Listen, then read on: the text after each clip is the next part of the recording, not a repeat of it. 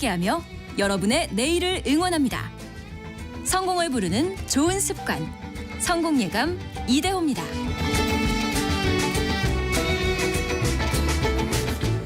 성공예감 이대호입니다. 2부가 시작됐습니다. 5월 20일 수요일, 5월 29일 수요일. 마음이 급했네요. 오전 10시 5분 지나가고 있고요. 경제상식 퀴즈 정답은 중동입니다. 중동 지역. 특히 지금 아랍에미레이트 대통령이 우리나라를 찾고 있죠. 그래서 제2의 중동 특수 또 중동 붐이 일어나길 바라는 마음에서 요거를 이제 경제상식 퀴즈로 준비를 했고요. 많이 쉬웠죠. 오늘은 정답이. 많은 분들이 정답 보내주셨고 8130님이 80년대 아빠가 중동 레바논에서 1년간 일하셨었는데 소포로 소주로 보내드렸었는데 엄청 좋아하셨던 기억이 나네요 라고. 근데 사실 생각해보면 80년대 중동 지역 가서 일하셨던 분들이 거의 대부분 이제 한 60대 중후반 70대 거의 그렇게 되셨을 것 같아요. 벌써 이제 40년 전 일이 돼가고 있네요. 김갑수님이 중동 유럽에서 볼 때 동쪽 땅 중에서 극동과 또 어디입니까? 예, 근동의 중간지역 뭐 이렇게 써주셨는데 맞습니다. 그 유럽 사람들이 봤을 때 뭐 중동 그런 위치라고 하죠. 우리 시각으로 봤을 때 이제 중동은 아닌데. 5510님은 그 부천 중동. 1357님도 부천 중동입니다. 지금 중동역을 지나고 있어요라고 아까 보내주셨고요. 이분들이 이제 한술 더 뜨고 계시는데 8667님은 중동 지역 지날 때 교통이 많이 막힙니다라고 이제 서울 외곽순환도로 중동 지역이 엄청 막힙니다. 거기 부천 중동. 많은 정답 보내주셔서 감사드리고요. 저희가 추첨을 통해서 선물을 보내드릴게요. 증시 상황 한번 볼까요? 국내 증시 코스닥은 낙폭이 더 커지네요. 코스피도 마찬가지고 코스피는 다시 2700선 밑으로 떨어지고 있고요. 23포인트 0.85% 밀린 2699 그리고 코스닥은 0.9% 내린 843 내리고 있습니다. 올해도 전 세계적으로 증시의 상승률이 꼴찌, 코스닥은 진작에 이제 연간 상승률이 마이너스로 돌아선 상황이고요. 밤사이에 나스닥은 처음으로 17,000선을 돌파해서 마무리가 됐는데 우리 증시는 약세. 사실상 나스닥도 거의 엔비디아가 급등하면서 다 혼자 이끈 거죠. 다른 주식들이 좋지는 않았었습니다. 원달러 환율은 1365원 가리키고 있습니다. 1360원대 초중반 계속해서 지금 흐름 나타내고 있고요. 시가총액 상위 종목들은 삼성전자는 77,500원으로 0.1% 약보합 정도고요.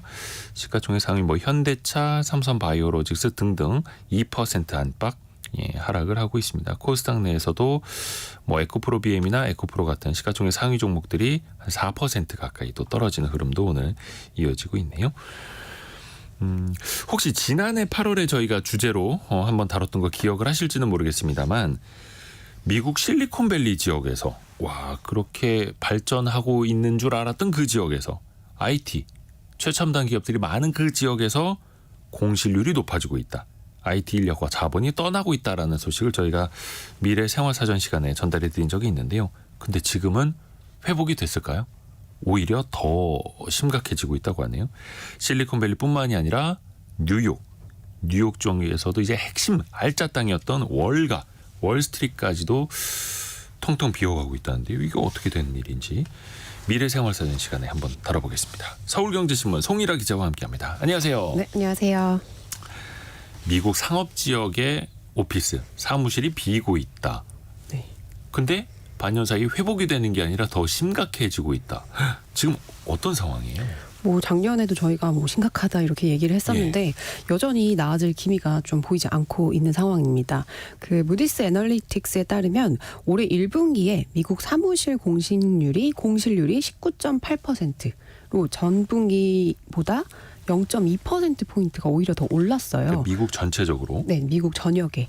5칸 중에 한 칸이 비어있다는 거죠. 이게 또 사상 최고치거든요. 그러니까 지역별로 보면 이 조사 기관에 따라서 수치가 약간씩 좀 차이가 있기는 한데요. 이제 커머셜 엣지라는 그 기관이 내놓은 가장 최신 자료에 보면 올해 4월 기준으로 사무실 공실률이 가장 높은 주요 도시는 디트로이트로 28.8%.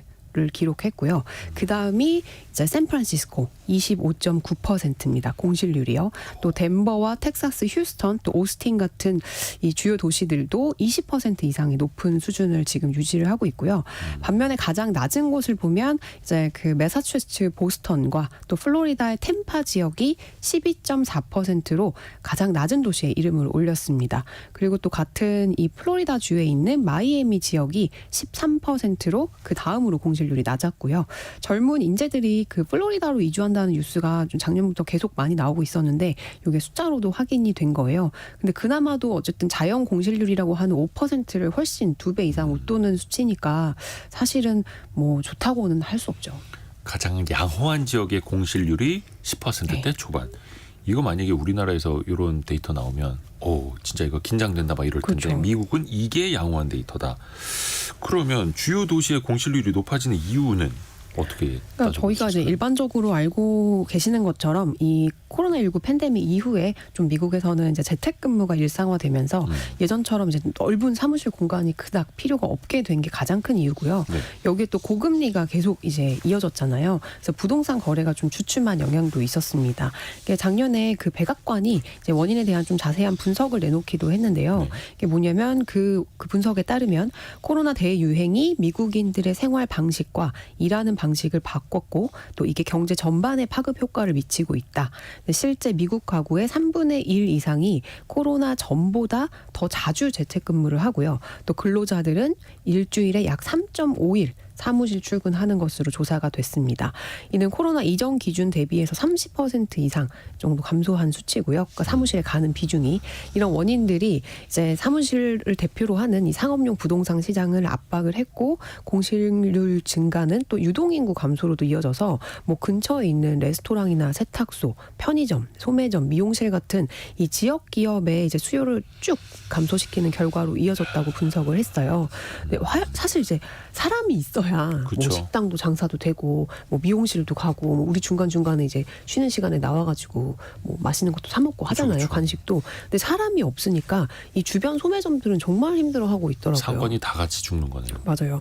또 다른 원인은 이 미국 상업용 부동산에 이제 2000년부터 좀 오피스 건설 붐이 이어지면서 공급이 좀 과잉된 상황이에요. 그래서 공급은 많아졌는데 수요는 더 작아지니까 아무래도 공실률이 더 높아지는 그런 원인의 하나라고 볼 수 있어요. 그래서 한국이나 미국 전문가들을 어떻게 분석을 하고 있냐면 이제 공실률 고점 도달 시점이 불확실하다.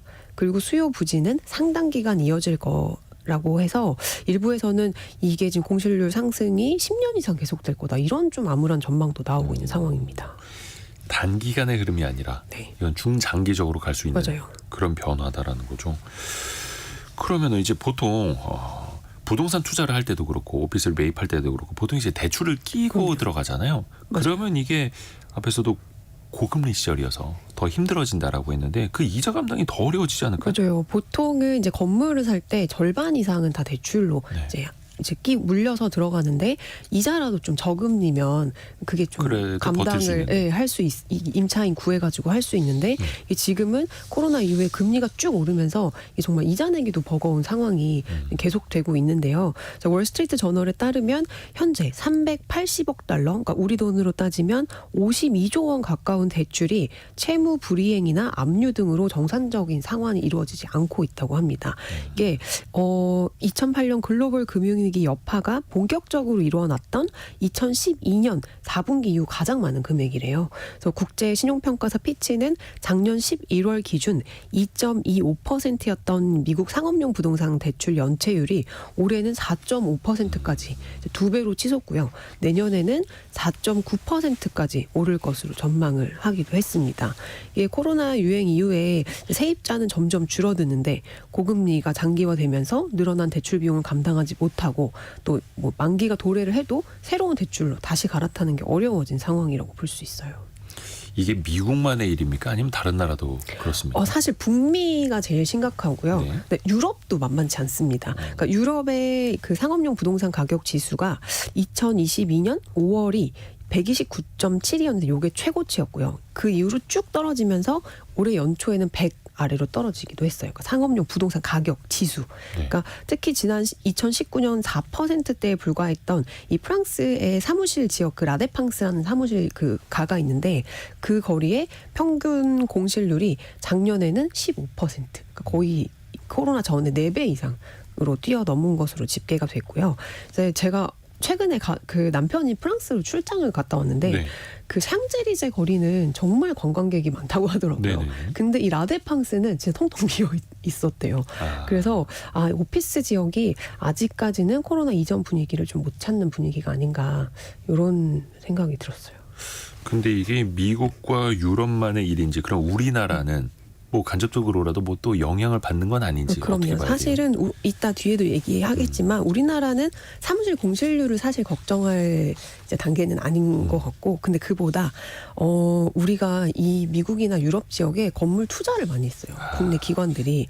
그래서 우리나라 금융기관들이 2016년에서 2017년, 그러니까 완전 저금리였을 때 해외의 상업용 부동산에 앞다퉈서 정말 투자를 했었거든요.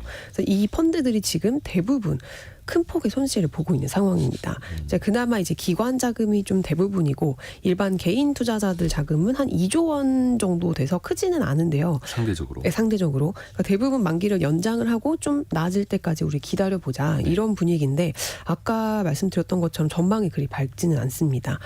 이 데이터를 좀 보면 그 금감원의 작년 9월 말 자료를 보면요. 국내 금융권의 해외 부동산 대체 투자 잔액이 총 56조 4천억 원으로 금융권 총 자산 대비로는 0.8%라서 1%가 채 안 돼요. 그래서 비중으로만 보면 전체 금융권을 좀 흔들어 놓을 만큼 위험한 수준은 아니다라고 할 수는 있지만 이제 1금융권이 아닌 뭐 캐피탈이나 저축은행 또 증권사들은 상대적으로 좀 이게 안 좋은 물건에 선순위가 아니고 후순위, 뭐 중순위 이렇게 들어갔기 때문에 상대적으로 연체율이 좀 더 높은 편입니다. 그래서 우려가 커지고 있고요.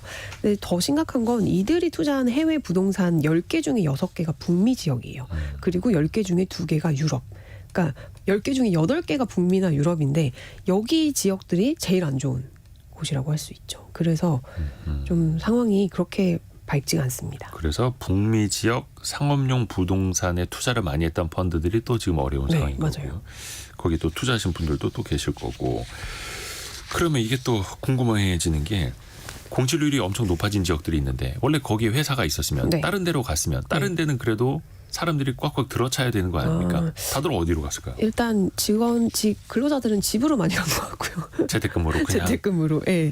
이제 본사를 옮긴 기업들이 이제 좀 솔찬히 많았는데 네. 이제 미국 테크 기업들은 이제 2020년, 그러니까 코로나 직후부터 본격적으로 탈실리콘밸리를 시작을 했어요. 그래서 오라클 같은 회사는 이제 캘리포니아 그 레드우드 시티에서 텍사스 오스틴으로 이전을 했고요. 네. 뭐 전기차 업체 테슬라와 또 휴렉패커드도 본사를 캘리포니아에서 텍사스로 이때 이전을 했습니다. 근데 텍사스도 여전히 공실률이 높아요. 그러니까 이전을 했어도. 그러니까 미국 주식 하시는 분들 사이 또 관심이 많은 그 빅데이터 분석 기업 팔란티어라는 곳이 있는데 네. 여기는 콜로라도주로 이전을 했습니다. 그래서 한 보고서에 따르면 이 코로나 기간 중에 약 25만 명의 사람들이 실리콘밸리 지역을 떠난 것으로 집계가 됐는데요. 이제 기업들이 주로 선택하는 지역은 뭐 텍사스나 마이애미, 보스턴, 버지니아 같은 지역을 좀 많이 선택을 하고 있고요. 가장 큰 이유는 이제 기업 입장에서는 세금이겠죠. 텍사스주 같은 경우는 소득세율이 0%예요. 네. 근데 이제 캘리포니아는 소득세율이 이제 소득에 따라서 1%부터 최대 13%까지 좀 다양하고요. 뭐 물가도 비싼데 규제도 많고 세금까지 높은 실리콘밸리를 굳이 고집할 필요가 없는 근로자들, 또 기업들, 법인들도 이제 줄줄이 다 떠나고 있는 상황이죠. 그러니까 예전에는 사실은 이런 비싼 세금 뭐 이런 거를 다 감수하고서라도 이 실리콘밸리 안에 있으면 이 테크 기업들이 이제 이 군집한 어떤 그런 성지로서 이제 누리는 그 투자 유치 같은 효과들이 있었거든요. VC들도 많고 하면서. 근데 지금은 이제 점점 그게 사라지고 있는 거죠. 그래서 언론들 외신을 보면 인재 엑소더스가 일어나고 있다. 뭐 이런 류의 표현들도 쓰더라고요. 역시 기업들은 이제 세금 찾아서 떠나게 되고 또 그 미국 기업들은 한번 본사를 이전하게 되면 그 거리가 또 엄청나게 머니까 맞아요. 직원들은 또 재택근무를 하게 네. 되고 그래서 또 오피스 수요가 또 줄어들 수도 있고 악순환이네요. 어떻게 보면.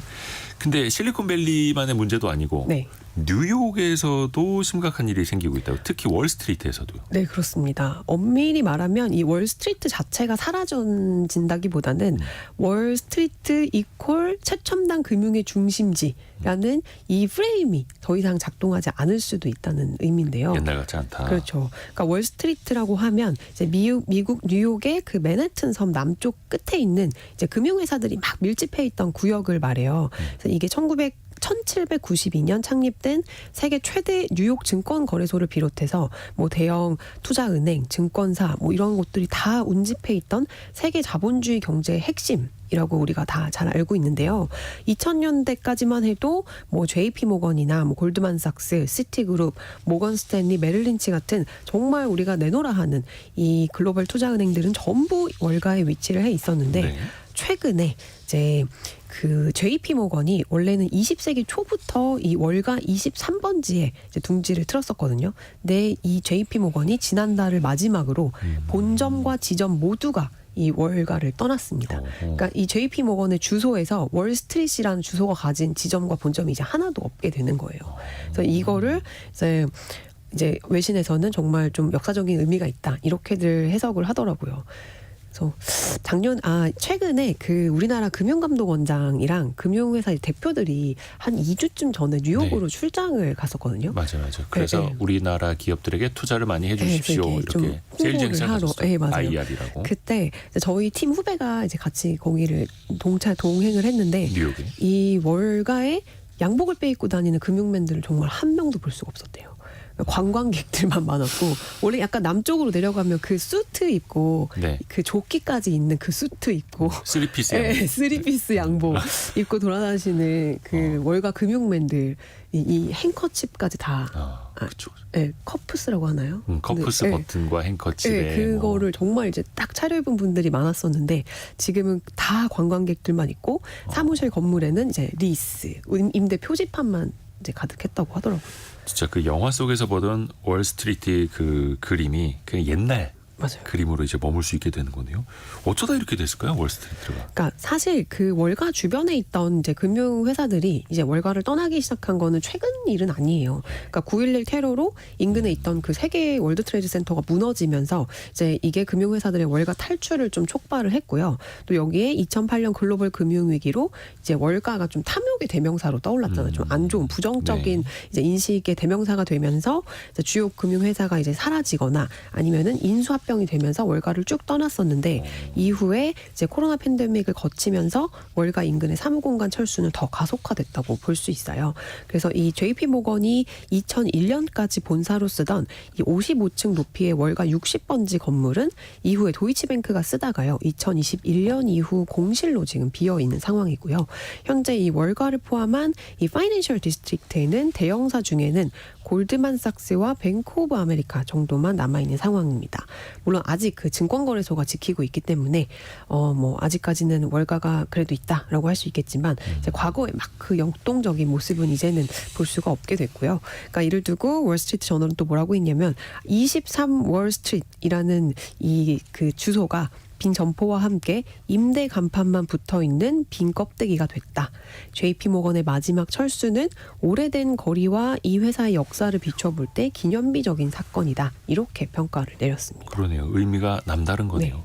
증권거래소가 여전히 월가에 있기는 하지만 뭐 이젠 다 온라인 모바일로 다 그렇죠. 되는 시대고. 네. 그러면 월가가 포함되어 있는 뉴욕이라는 도시 전체적으로 봤을 때는 어떻습니까? 공실률을 보면은 4월 기준 맨하튼 지역의 공실률은 17.6%로 아까 언급했던 뭐 디트로이트나 샌프란 등 이제 30%에 가까운 곳들 대비로는 상대적으로 좀 양호한 편이지만 그렇다고 아주 낮은 편도 아니죠. 그렇죠. 10개 중에 2개. 맨하튼 지역만 보면. 그렇죠. 특히 맨하튼 지역의 이 평방 피트당 임대료가 약 $70예요. 전체 지역 중에 제일 높거든요. 하지만 이 수준 자체도 전년 대비로는 10% 감소한 수준입니다. 그래서 가장 가파른 하락세를 보이고 보이기도 했고요. 올해 2월에는 어떤 일이 있었냐면 캐나다 연기금이 그 뉴욕 번화가에 위치한 파크 애비뉴 사우스 빌딩이 있는데 네. 여기를 이 지분 29%를 보스턴 부동산 회사에 단돈 $1에 매각을 했습니다. 그래서 엄청난 이슈가 되기도 했어요. 그러니까 건물 지분의 30% 가까운 이제 이거를 물론 부채 포함이지만 $1에 매각을 해서 부채 좀 포함해서 다 떠가는 조건으로 그렇죠. $1에 매각했다. 네. 그래서 뭐 겉으로 볼 때는 이 건물도 굉장히 화려한 건물이거든요. 근데 속을 보면 미국 상업용 부동산 부진이 좀 얼마나 심각한 상황인지를 보여주는 단적인 사례라고 볼 수 있겠습니다. 야, 그러게요. 그러면 이게 공실률이라는 게 그 해당 사무실이 이제 비어 있다라는 건데 네. 그걸 그냥 마냥 놀릴 수는 없잖아요. 그렇죠. 계속해서 비용이 들어가는 맞아요. 거니까 뭔가 좀 다른 방법을 찾아야 하지 않을까요? 네, 지금 열심히 찾고 있습니다. 그래서 텅텅 빈 채로 계속 둘 수는 없으니까요. 그래서 미국 정부는 이제 작년 연말에 이제 주택 공급 실행 계획을 발표를 했고요. 상업용 부동산을 주거용으로 전환했을 경우에 이제 뭐 세제 혜택이나 이런 인센티브를 좀 주겠다 이렇게 발표를 한 상황이고요. 실제로 이후에 이 그 뉴욕이나 샌프란 또 이제 그 DC 같은 도시 정책 입안자들이 빈 사무실을 주거용으로 전환해서 도심을 활성화하기 위한 조치를 취해 나가고 있습니다. 그래서 실제 그 뉴욕 최대 상업용 부동산 기업인 SL 그린이라는 곳이 있는데 여기는 뉴욕 3번가 오피스 타워를 아파트로 전환을 해서 현재 81%가 비어 있는 건물을 543개의 이제 아파트 유닛이 있는 커뮤니티로 변화를 시키겠다 이렇게 발표를 했고요. 뭐 샌디에고 호텔 개발업체 제이스트리트 스페이스 같은 경우도 작년에 거의 비어있던 타워 180 사무실 단지를 $6,100만 구입을 해서 현재 빈 사무실을 주택과 호텔 객실로 전환을 하는데 뭐 우리 돈 1,900억 가까운 돈을 지출하기도 했습니다. 사무실 단지를 구입을 해서 빌딩도 네, 주거용으로 아파트로 바꾸고 그렇죠. 있다. 어쩔 수 없는 거네요, 이거는. 맞아요. 또 다른 시도도 있습니까? 일단 호텔로 개조하는 작업이 뉴욕에서는 좀 활발하게 이루어지고 거기 있습니다. 관광객이 많으니까. 그렇죠. 그러니까 뉴욕 중심지 내 그 유명 관광지로 잘 알려져 있는 그 록펠러 센터라는 네. 곳 있잖아요. 그러니까 그 록펠러 센터 안에 있는 빈 사무실을 130개 객실을 갖춘 럭셔리 부티크 호텔로 전환하려는 지금 계획도 갖고 있고요. 뭐 아직 개발 승인이 떨어진 건 아닌데 이 회사의 계획대로라면 2026년 정도 되면 록펠러 플라자 내에 호텔이 지어질 계획이라고 합니다. 그러니까 이 록펠러가 그 크리스마스와 연말하면 또 굉장히 인기 많은 관광지이기도 하잖아요. 네. 그 아이스링크장 영화에 있고 많이 나오는. 그 뒤에 엄청 큰 틀이 있고 네. 그 나홀로 집의 배경이 됐던 네네. 곳이기도 한데 나홀로 집에 2였나? 네. 2였던 것 같아요. 네. 너무 많이 봐서. 나홀로 집에를 아시는 분들 그렇죠. 많으시겠죠? 청취자분들 중에. 그러니까 아는 사람들은 한 5번 이상 본 거고요. 모르는 사람들은 아예 모르고요. 그렇죠. 그래서 시장에서는 이제 이 록펠러 센터 일부가 호텔화되면 그래도 굉장히 좀 인기가 많을 거다 이렇게 전망을 하고 있고요. 또 다른 그 부동산 개발 기업 액티움 디벨롭먼트라는 곳은 월가에 있는 13층짜리 빈 사무실 건물을 181개의 객실을 갖춘 고급 호텔로 바꿀 계획입니다. 뭐 이 밖에도 뭐 타임스퀘어 내 사무실을 카지노 리조트로 바꾸는 작업도 지금 활발하게 진행이 되고 있는 상황이에요. 근데 이제 개조를 하더라도 객실 수가 뭐 130개, 네. 180개 그러니까 막 대형 호텔은 또 아닌 거고요. 그렇죠. 그러면 어찌 됐든 간에 뉴욕에는 관광객이 많이 오니까 수요는 있을 것이다. 네. 이렇게 보는 거네요. 그럼요. 지금 뉴욕 여행 아마 최근에 알아보신 분들은 잘 이제 아실 텐데 호텔 값이 정말 말도 안 되게 비쌉니다. 원래 뉴욕이 비싸긴 했지만 원래 비싼데 지금 뉴욕시티 평균 호텔 가격이 1박에 300불이 넘어요. 그래서 역대 최고치를 지금 연일 갈아치우고 있는 상황이거든요. 이게 코로나가 지나가고 관광 수요가 많아진 것도 많은데 그것보다 더 결정적인 원인이 뭐냐면 코로나 기간 중에 이 미국으로 이민자들이 굉장히 많이 넘어왔어요. 네. 그래서 이들을 수용할 보호소, 이 쉘터로 호텔이 대거 이용이 됐기 때문인데요. 실제 이 뉴욕시에 따르면 지난 2년 동안만 약 17,000개의 뉴욕 호텔 객실이 이민자 주택으로 개조가 된 것으로 조사가 됐습니다. 그러니까 이렇게 호텔방은 점점 이게 그동안 이제 시기를 지나오면서 부족한데 이제 코로나는 점점 이제 풀리면서 강력한 이제 관광객들의 또 비즈니스 출장, 국제 행사까지 막 몰리면서 현재 숙박 수요가 급증하고 있는 상황입니다. 그러게요. 그러면은 오피스가 비어가고 있다. 네. 그럼 이제 사무실에 투자했던 사람들도 좀 손실이 우려되는 상황이고 또 이걸 전문적으로 하겠다라고 나섰던 기업들도 있잖아요. 대표적으로 그렇죠. 공유 오피스 회사들이 네. 있고 위워크라는 회사도 어떻습니까? 지금 상태는? 이제 공유 오피스도 지금 상태가 좋지 않습니다. 공유 오피스의 대명사격인 위워크는 이제 저희도 좀 몇 번 다루긴 했는데 네. 한때 기업 가치가 64조에 이를 정도로 굉장히 잘 그 나갔었잖아요. 팬데믹 기간에. 그렇죠. 근데 여기도 상업용 부동산 시장 한파를 피해가지 못하고 작년 11월에 이제 파산 보호 신청을 했거든요. 근데 미국 내 지점은 파산 신청 이후부터 계속 줄어드는 추세였어요. 그러니까 실제로 지난 8월부터 이제 파산 보호 신청하기 직전까지 최소 미국 내 45개 지점이 폐쇄가 됐고요. 이 중에 절반이 넘는 23개가 뉴욕 위워크 지점이었습니다. 그러니까 당시 전문가들은 그 위워크 파산 신청이 미국 부동산 시장에 상당한 영향을 끼칠 것으로 이제 내다봤었는데 실제 뉴욕에서 이런 뭐 좀 공실률이 높고 뭐 호텔로 개조하고 이런 소식이 많이 들리는 거 보면 현실화되지 않았나 그런 것으로 이제 보이기도 하고요. 그러니까 위워크는 파산 보호 신청 이후에 여기서 좀 이제 빠져나가려고 이제 건물주들과 임대료를 계속 낮추는 협상을 지속을 하고 또 수익성이 없는 곳들은 임대 계약을 종료를 하고 있는 상황인데요. 협상 속도는 그렇게 좀 진척이 나지 않는 상황이라고 하더라고요. 어떻게 해서든 비용을 좀 낮춰야 되니까요. 우리나라에도 위워크 많이 들어와 있잖아요. 네. 근데 요즘은 공유 오피스 이용하시는 분들 중에 위워크 쓰시는 분들이 생각보다 그렇게 옛날처럼 많지 않는 것 같아요. 제가 느끼기에는. 위워크는 2016년도에 이제 한국에 진출을 해서 2020년 4월 이후에 신규 출점 없이 19곳의 지점을 운영을 하고 있는데요. 국내에는 사실은 위워크 말고도 이제 토종 공유 오피스 업체인 패스트파이브나 이제 스파크 플러스 같은 곳들이 이제 더 많이 보이는 것 같기도 하고요. 그래서 위워크 파산 신청으로 이제 이 공유 오피스 시장 자체가 좀 위축되는 게 아니냐 이런 우려도 우리나라에도 있었는데요. 그나마 국내 업체들은 나름의 전략으로 좀 잘 돌파를 해 나가고 있는 것 같습니다. 이들 두 곳의 지난해 매출은 전년 대비 오히려 10%가량 늘어난 것으로 집계가 됐고요. 평균 공실률도 5%가 채 안 되고 있습니다. 기존에는 공유 오피스에 들어오는 기업의 뭐 스타트업이 많았다면 최근에는 대기업 안에 있는 TF 조직 또 연구소 같은 것들도 이 공유 오피스를 좀 이용을 하는 추세고요. 또 사옥을 이전하기 전에 여러 위치로 좀 사무실을 분산해서 좀 테스트를 해보자 이렇게 하는 좀 다양한 목적으로 공유 오피스가 이용이 되고 있습니다. 그래도 우리나라에서는 공유 오피스를 또 이용하려는 수요는 좀 있는 거고요. 네. 미국하고 상황은 많이 다르네요. 근데 우리나라에서는 오피스 사무실이 텅텅 비어있다 이런 얘기 거의 못 듣잖아요. 맞아요. 좀 좀 와닿지가 않아요. 미국이나 뭐 유럽 상황이 이렇다는 게. 네. 그래서 한국 오피스 시장은 좀 보니까 여의도에 사람 너무 많지 않나요? 그 여의도만 하더라도 사무실 구하기가 힘들어요. 맞아요. 그러니까 한국의 상업용 사무실 시장은 그야말로 꽉꽉 들어차 있는 상황입니다. 그러니까 제가 주로 이제 취재하는 이 무대가 여의도 증권가인데 네.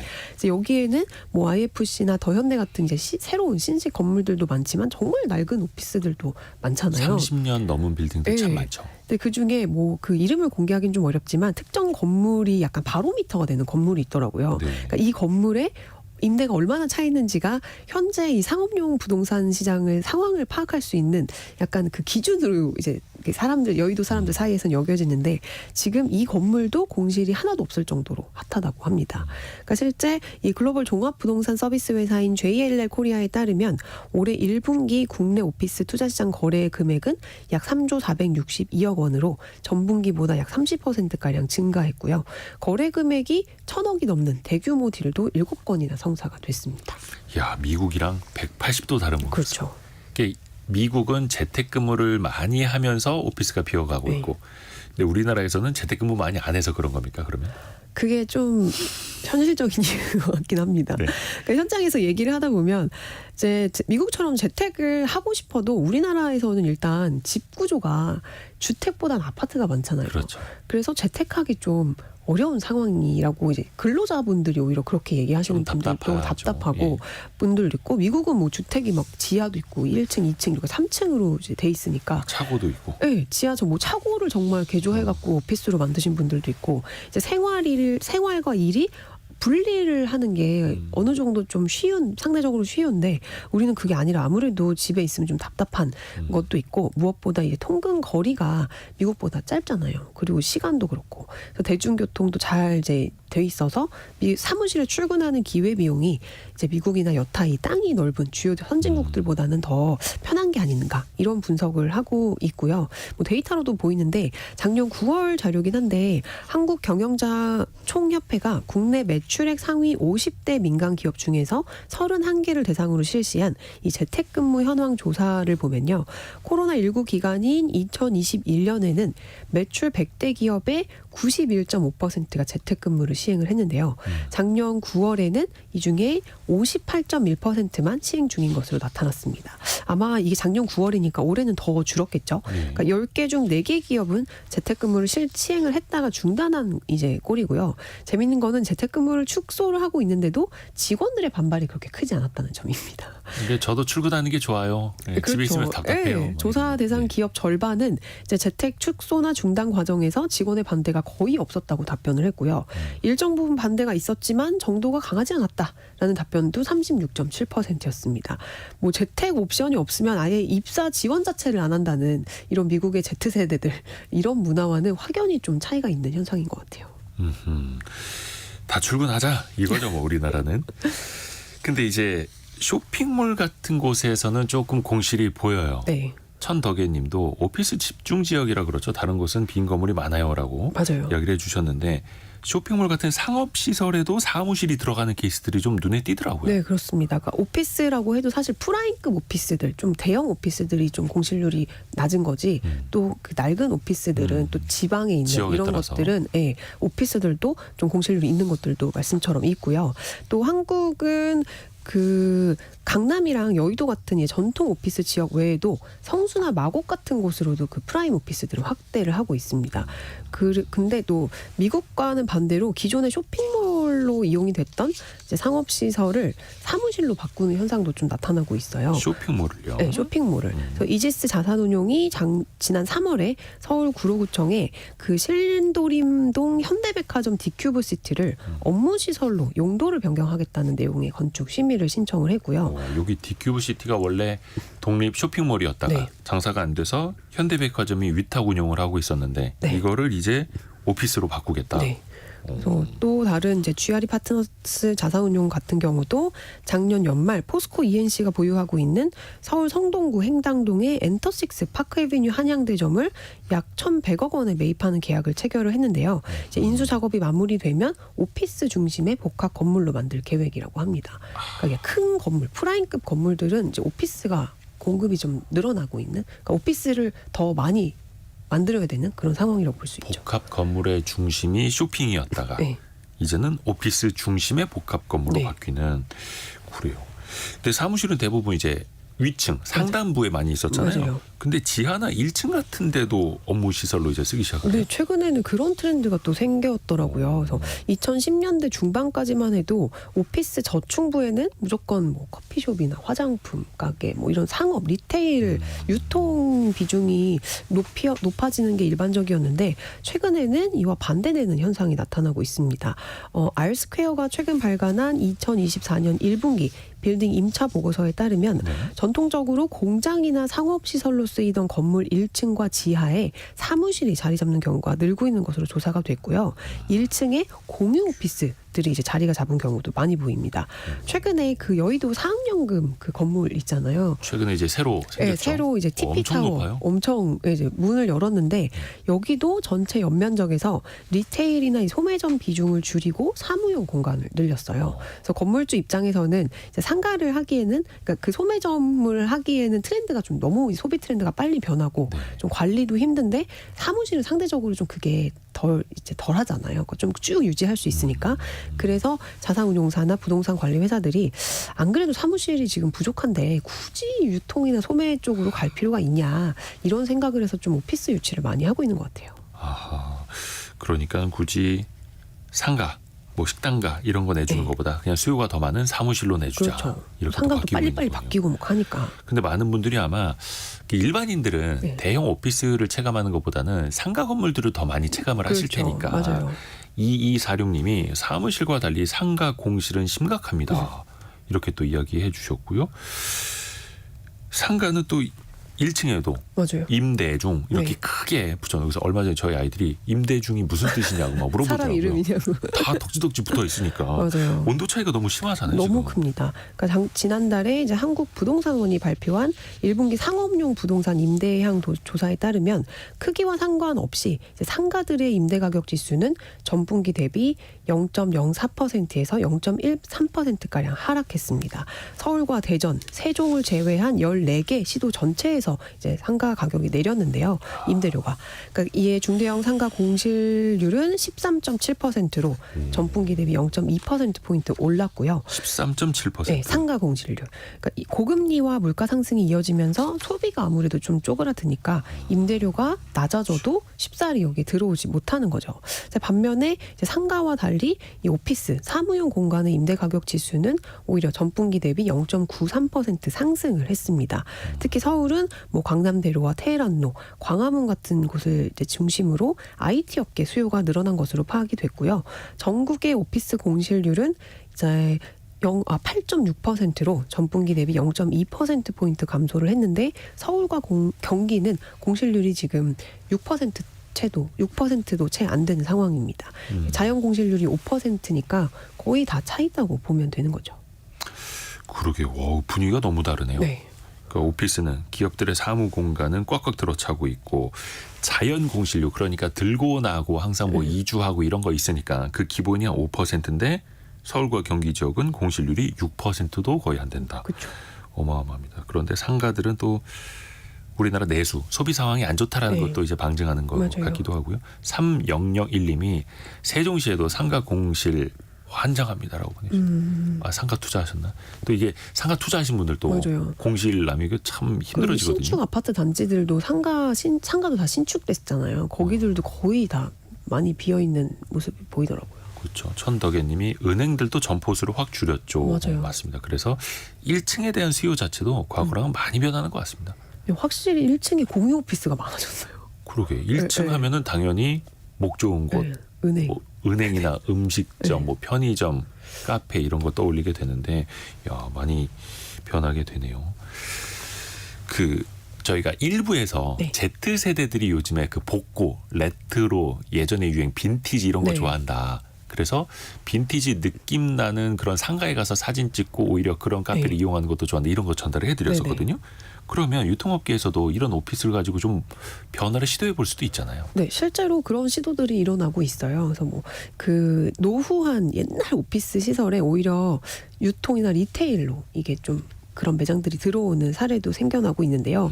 시청역 인근의 유원 빌딩이나 또 미아동의 강부구체국 등이 대표적인 사례인데 이제 카페나 옷 또 액세서리 같은 걸 파는 편집샵으로 탈바꿈을 해서 이제 상업에 유리한 1층이나 지하가 아닌 이제 기존 사무실 공간이나 빌딩 로비에 또 자리를 잡았어요. 그래서 이제 이 Z세대들을 또 이끌어갖고 또 인스타그램업을 사진을 또 찍기에 또 좋은 공간으로 또 그런 시도들이 일어나고 있습니다. 간혹 이제 외곽 지역 보면은 아주 오래된 창고라든지 예전의 제조 시설 네. 아니면 진짜 그렇죠. 뭐 그 직물이나 뭐 방직하던 공장들을 새롭게 막 카페나 문화 공간으로 꾸미는 네. 수요들이 있었는데 이제는 상업 시설들도 이렇게 변하고 있는 네, 거예요. 그렇습니다. 그것도 젊은 세대들에게도 눈길을 끌게 되니까. 네.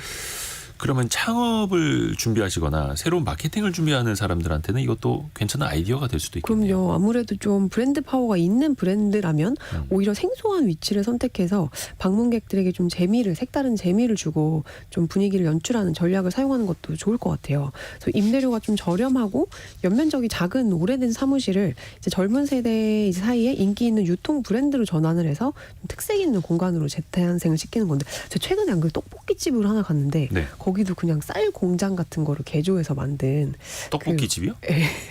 그래서 막 이렇게 포대자루가 막 이렇게 쌓여 있고 천장이 굉장히 높은 굉장히 새로워가지고 외국인들도 거기 와서 사진 많이 찍고 하더라고요. 그런 것들도 좀 하나의 특색 있는 방법이 되지 않을까라는 생각이 갑자기 드네요. 분식집인데 아예 오래된 네. 건물을 뭐 사거나 임대를 해서 네. 개조를 해서 또 인스타그램업이라는 표현이 그거 아닙니까? 인스타에다가 이제 사진 찍어서 올리기 딱 좋은. 그렇죠. 그게 또 입소문을 타고 네. 마케팅이 또 되니까요. 네. 예전에 저는 그 돼지인가요? 소 축사 있지 않습니까? 외곽에. 아, 그거를 사거나 임대를 해서 네. 아예 새롭게 빵집으로 꾸민 거예요. 카페로. 아, 그러니까 그런 또 느낌이 또 사람들은 그렇죠. 신선해하는 거예요. 맞아요. 근데 거기가 이제 축사였다라는 생각을 하면 조금 이제 꺼림칙해질 수도 있는데 네. 오히려 더 예쁜 공간, 특이한 공간으로 또 탈바꿈이 되는 거고 어떻게 보면 미국 뭐 뉴욕 실리콘밸리까지 오피스가 텅텅 비어가고 있다라는 이야기도 전달을 해드렸었는데 그것도 주거용 시설, 호텔이나 네. 관광 시설로 또 어떻게 탈바꿈하느냐에 따라서 그 위기를 또 기회를 어떻게 활용하느냐 네. 나중에 또 결과가 나타날 것 같네요. 네. 오늘 서울경제신문의 송일아 기자와 함께했습니다. 고맙습니다. 네, 감사합니다. 라디오 정보센터 가서 뉴스도 정리해서 들어보시죠. 정부가 세월호 피해지원법 개정안을 공포할 방침인 것으로 전해졌습니다. 다만 정부는 민주유공자 예우 관련법 제정안 등 4건은 국회에 제2요구하는 방안을 윤석열 대통령에 건의할 방침인 것으로 알려졌습니다. 현금 서비스와 카드론 등 은행 신용카드 대출 연체율이 지난 2월 말 3.4%로 10여 년 만에 최고 수준으로 치솟았습니다. 은행 등에서 대출을 받을 수 없는 취약 차주들이 상대적으로 이자율이 높은 단기 카드 대출을 많이 이용했고 최근 들어 이마저도 갚기 어려운 상황에 처했다는 해석이 나옵니다. 이복현 금융감독원장은 부동산 프로젝트 파이낸싱 부실 정리를 계속 미룬다면 규모가 큰 건설사조차도 감당하기 곤란한 어려움에 처할 수 있다면서 신속한 부실 정리가 꼭 필요한 시점이라고 말했습니다. 국제사회 만류에도 불구하고 이스라엘군이 가자지구 최남단 도시 라파 중심부로 탱크를 진입시킨 데 이어 추가로 병력을 투입했습니다. 지금까지 라디오 정보센터 뉴스 정한나였습니다.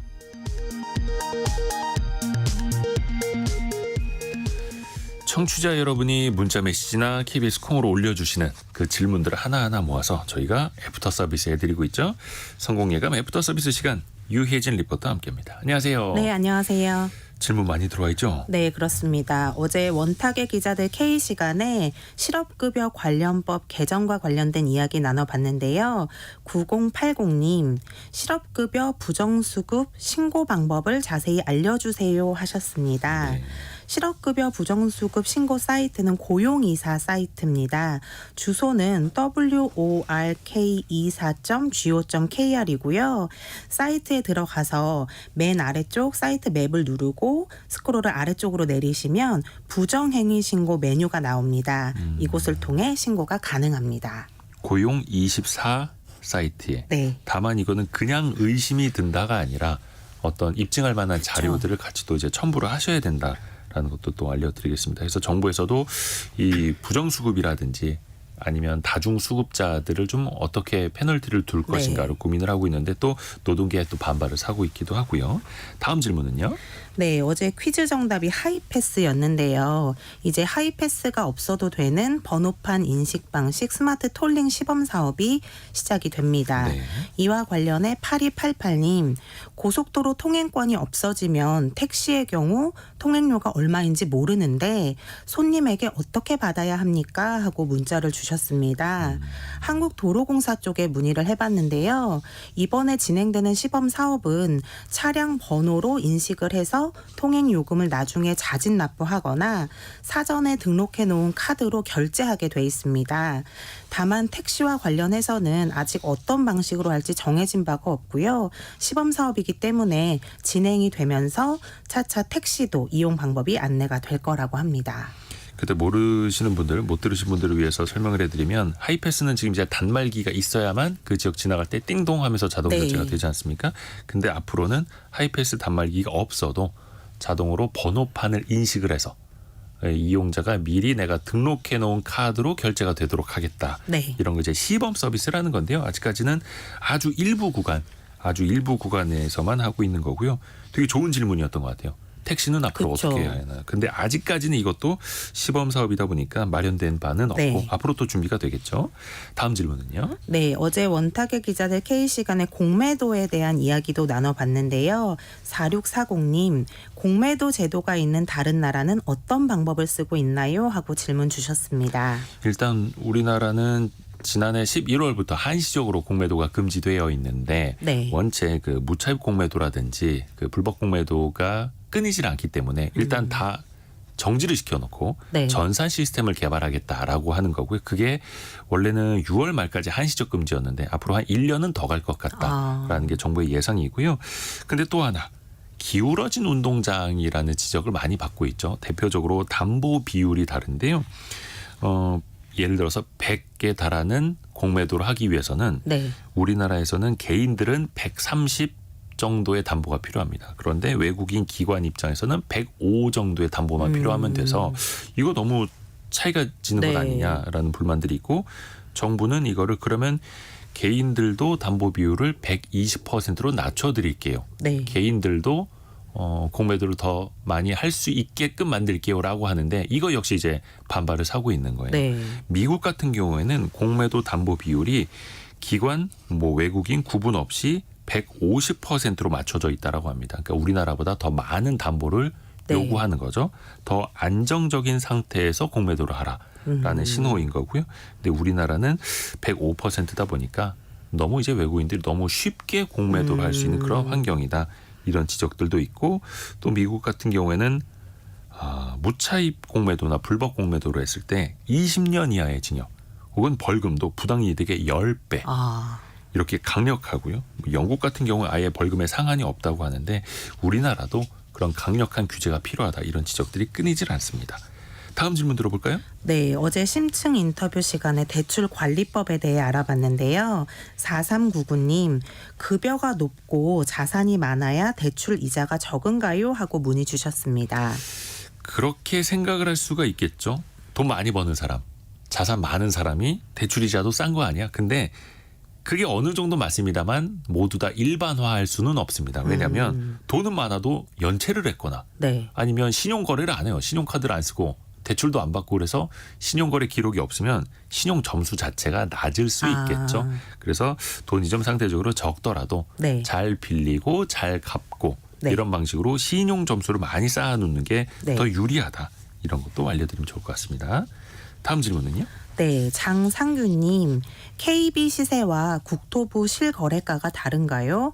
왜 KB 가격을 기준으로 주택담보대출을 받는 건가요? 하고 궁금증 보내주셨습니다. 그렇죠. 그래서 어떤 분들은 KB 국민은행에 너무 이제 특혜를 주는 건 아니냐? 왜 KB 국민은행 시세를 국가가 네. 이걸 쓰고 있느냐라고 이제 지적을 하시는 분들 계시는데 역사적으로 좀 거슬러 올라가서 생각해 보면요. 주택은행이라고 아마 기억하시는 분들 계실 겁니다. 네. 주택은행이 1967년에 설립이 됐고요. 그 주택은행이 2001년에 국민은행하고 합병을 합니다. 네. 그래서 어떻게 보면 지금 KB 국민은행의 모태 한 부분이 한국주택은행이다. 네. 그때 주택의 어떤 지능을 위해서 설립이 됐던 국책은행이었거든요. 그리고 국민은행도 95년인가요? 그때 민영화가 되기는 했습니다만 네. 63년도에 설립이 될 때 국민은행 역시 국영으로 시작이 됐었습니다. 그래서 그 출발은 또 토대는 주택은행에 또 두고 있다. 그래서 현재까지도 그게 쓰이고 있고 원체 데이터가 많기 때문에 공신력도 많이 얻고 네. 있다. 이렇게 이해하시면 될 것 같습니다. 유혜진 리포터 함께했습니다. 고맙습니다. 감사합니다. 아이고 벌써 시간이 다 됐네요. 자, 5월 29일 수요일에 함께한 성공예감 이대호입니다. 마무리하고요. 내일 아침 9시 5분에 좋은 소식도 많이 갖고 오겠습니다. 성공예감은 오늘도 여러분을 응원합니다.